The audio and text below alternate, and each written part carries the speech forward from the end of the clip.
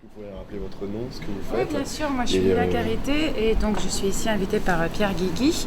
Alors, en tant qu'organisatrice du salon Vinibio, dont vous donnez l'invitation, Oui. le salon Vinibio, c'est un salon parisien exclusivement dédié aux vins bio et biodynamiques. C'est pour ça qu'on pensait que c'était justifié que ce soit le partenaire du concours international des vins bio et biodynamiques qui est parisien lui aussi. Grâce à Pierre, on rencontre beaucoup de producteurs.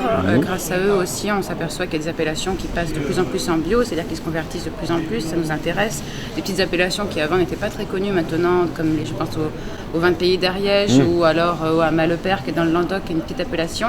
Grâce à des gens comme Pierre et comme nous avec le salon, on les met en valeur aussi au même titre que les Bordeaux, les Bourgognes très connus. Pourquoi est-ce que vous avez l'impression que les gens vont de plus en plus vers le bio et même plus la biodynamie? Pour le bio, c'est une prise de conscience. Maintenant, c'est un Français consommateur de vin sur 3 qui achète du vin bio régulièrement.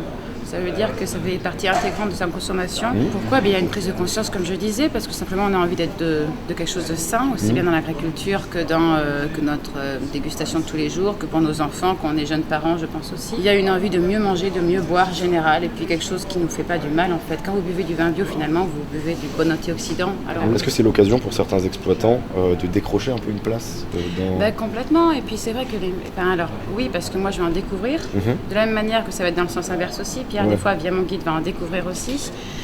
Et après, le concours, ça va être, à mon avis, une belle portée pour le producteur, parce que quand vous pensez que les gens se réfèrent un peu aux médailles quand ils vont faire leurs courses dans les biocoop, dans les supermarchés, vu qu'ils s'intéressent de plus en plus au bio, le concours dédié au bio, c'est quand même la médaille en for maintenant, ça a pris son importance aussi. D'accord. Est-ce qu'il y a toujours un peu un biais de la plupart des gens qui estiment que parce que le vin est bio, on a une perte de goût, on a une perte d'arôme? Je pense qu'il y a une mauvaise éducation à la base. Si les gens recherchaient un vin trop technique, c'est-à-dire surboisé comme on dit, ou un jus de planche comme on les appelle chez les bio, effectivement, il ne va pas trouver ça chez les bio. D'accord. Par contre, s'ils cherchent le goût du terroir, qui dit bio dit forcément terroir en fait, parce que un sol que vous n'avez pas abîmé, que vous n'avez pas brûlé de produits chimiques, il est vivant, il y a une antimicrobienne, donc oui, on peut parler de terroir, on peut parler de ce goût d'argile, ce goût de Kérémédien en Bourgogne par exemple, ou de fossiles. Petite dernière question, un vin à nous recommander comme ça?